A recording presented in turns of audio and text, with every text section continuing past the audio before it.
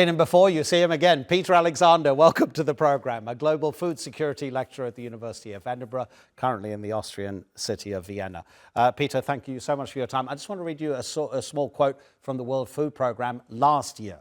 It said, world hunger has never reached such devastating highs.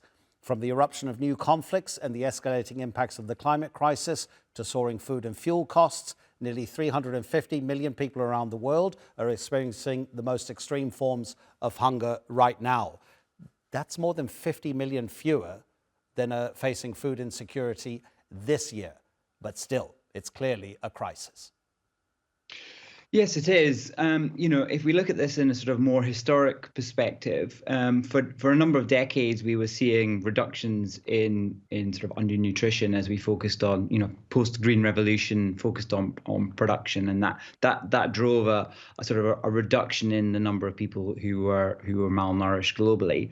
But we've seen that's been starting to reverse quite quickly in the last sort of 8 years or so. It was already starting pre-COVID, and then that kind of accelerated through the COVID years.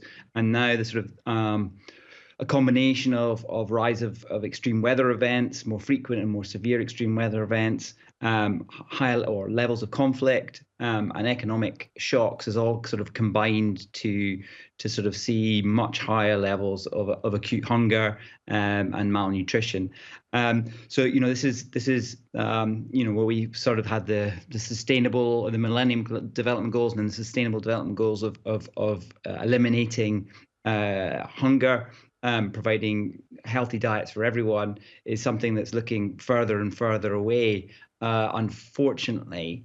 I think the one point that I'd like to make, in addition to the sort of historic perspective, is that there is in fact plenty of food produced in the world. It's just that food is not equitably distributed. We, as well as having this crisis in hunger and malnourishment, undernutrition, we also have an obesity epidemic in many parts of the world, particularly more developed countries, but not limited to them.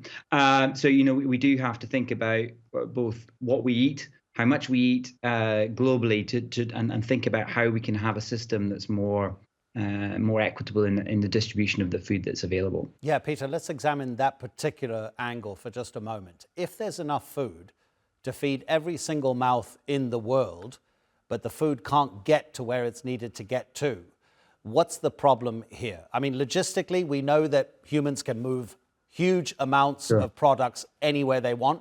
It might take time. Is it a question of economics? Because if food is to be given by rich countries to poor countries for free, does that destroy the whole economic model of how the world works? There's no, if you want food, you've got to pay for it. So there are certainly economic barriers, but you would argue, I think I would argue it's a we don't have the will, the political will, the public will really to do that. Certainly the incentives aren't there in an economic sense to do that. We providing food aid is also problematic. If we've dumping of food, you could call it. We have to kind of consider the sort of the knock-on effects that doing that. Give person a food for a day, they're fed for a day. Give person seed and the ability to grow their own food, then they can feed themselves for a lifetime, as it were. So we have to think not about the system in a very holistic manner, and that also flows through to sort of the environmental aspects. One of the things I didn't mention initially was livestock and animal products and meat and dairy and so forth. That most of the world eats too much of that, and that effectively takes food out of the mouths, if you want to put it in a sort of a very visceral terminology, from others, because as people get wealthier, they tend to eat more animal products, and they are more difficult to produce. They have more resources required. We have to grow grains and other things to feed those animals very often, and even when they're pasture fed, it requires lots of land and other inputs. So there's this sort of sufficiency of food is true, but it's also requires changes in diet as well as changes in that distribution, particularly in the wealthier parts of the world. So while these pictures you're showing are shocking, we do need to think about the sort of the other side, the sort of the halves side of this picture as well. The two preceding articles related before this one, where it was flooding in Kenya and a heat event, extreme heat in Bangladesh. So they weren't focused particularly on food, but they have a food impact. And this higher climate change has been shown and is expected to sort of fuel more extreme weather events, more frequent and more extreme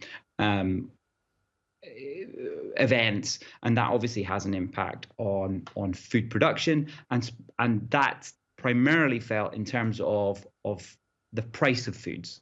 And that clearly has an impact that's most damaging to the poorest in society. Yeah, as the conflict in Ukraine, with Ukraine being a huge provider of grains to the rest of the world.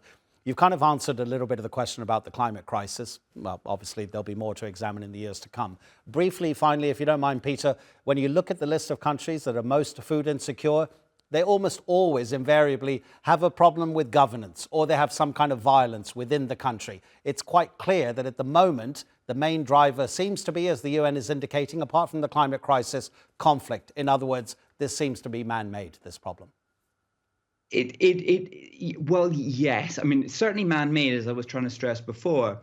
But it obviously the countries that are having governance issues because there's conflict are the least able to cope with the pressures that climate and other things are putting on the system. They're the least able to cope with also the economic shocks. So it's a combination. It's the countries that have the least capacity to deal with those aspects that we see the worst outcomes. And that's why that list of countries, as you say, is dominated by those who are under some level of conflict. Peter, we know you're happy at the University of Edinburgh and never wanted to work at the LSE anyway. So thank you so much indeed. Peter Alexander, take care.